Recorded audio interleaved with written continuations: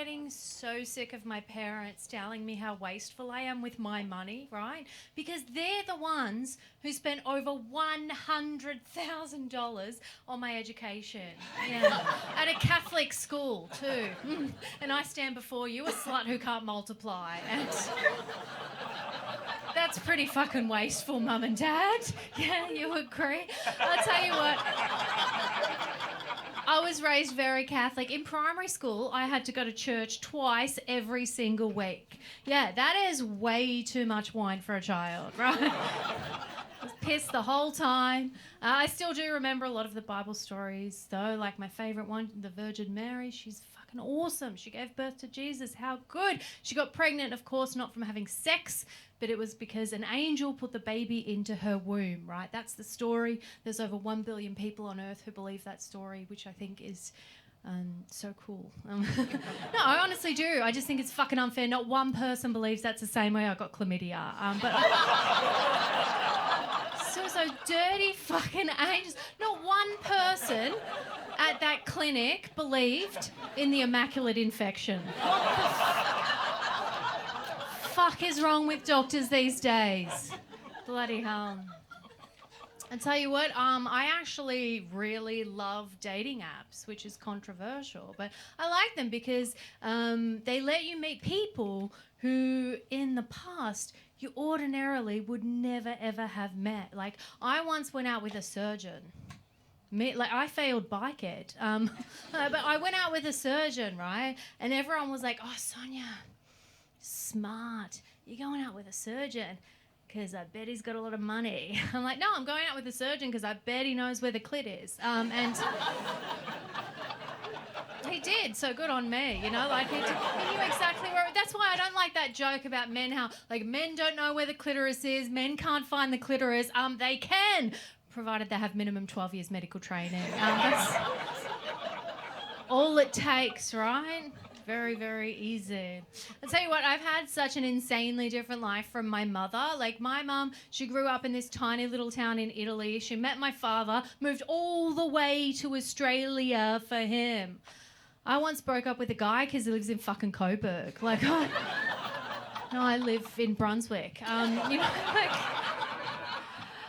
Mum, like, left her village, she left her parents, she travelled tens of thousand kilometres. She couldn't speak a word of English, you know, but she did that all for my dad. Whereas I was like, I'm not fucking tapping on, you know? Fuck that shit, right? Not topping up my Mikey for that. No. My parents are actually both from Italy, right? And I'm trying to learn Italian properly, so I went to the best source, Duolingo. Yeah, no, it's fucking shit, right? I hate that fucking app because it teaches me phrases that I would never ever need to use in Italy, like this one: "La tartaruga mangia l'arancio," which means the turtle eats the orange. Duolingo says, "Oh, we teach people unique phrases so they can remember them." I'm like, why don't you teach me helpful phrases so I can catch a train from Rome to fucking Florence? No, I'm not stuck on the platform yelling about turtles to the ticket inspector, you know? Teach me helpful phrases. So fuck Duolingo, gave that the flick, right? Tried a different method. I just started dating Italian people for learning, right? Yeah. It was a lot more helpful, right? Like I met a lot of Italian men, went out with a lot of Italian men. And from that experience, I now know better phrases that they need on Duolingo. Like every time I went out with Italian men, I found myself saying the same phrase, which is "Ma non hai una moglie," which means, but don't you have a wife? Put that on the fucking app. Useful shit, right? Because my parents are from Italy, they always encourage me to try and find myself a nice Italian boy, right? The last Italian guy I went out with, he had a very traditional Italian name, right? Massimiliano, which means one who refuses to wear a condom. Very traditional name. Like he said, "I can't wear a condom because I've got a latex allergy." He said that in English. He could barely say the word chair in English, but that rolled off his fucking tongue. Right? Where did you pick that up? Like, what fucking level of Duolingo did you do? Like, I've never seen that shit on there, right? Not a nice nice guy. He called me a slut one time. Yeah, not in a fun way like I do it, you know. He was like, "You're a dirty slut." Although he did say it in Italian. It's fucking romantic. No. Just kidding. I'm joking. Don't worry. Like, it was sexist, degrading. I'm like, fuck, he totally has the power in this situation. There's nothing I can say back to him that's as bad as that. And then it hit me. I'm like, oh, I know what I can do. I know how to get the power back. And I was just like, what? You think I'm a slut? Well, I think your mum. Lasagna is shit. And that's how you fucking do it. Power restored, right? Yeah, that wasn't the only fucked thing he said to me. He also said to me one time, he was like, I want to come in your mouth. Once again, what fucking level of Duolingo are you using, right? He's like, I want to come in your mouth. I said to him, why do you want to do that? And he said, because it really turns me on. Turns you on? Mate, you're already fucking coming. You know, it's like, how's that for entitlement? Like, yeah, I need you to turn me on more than coming, please. That's what I require, right? Anyway, I said no, which is great self-control on my behalf. No one is impressed by that. Fuck. It's like, nah, slut, easy decision. Come on, it's pretty fucking impressive. I mean, you probably know how hard it is for Italians to refuse a meal. I think that I should be commended for that. Oh, man. Nice audience. Tell you something serious now. I actually suffer from chronic pain, right? How fucking shit is that? And I take 3 different types of prescription medication for it. All of these medications, all of these pills have side effects, right?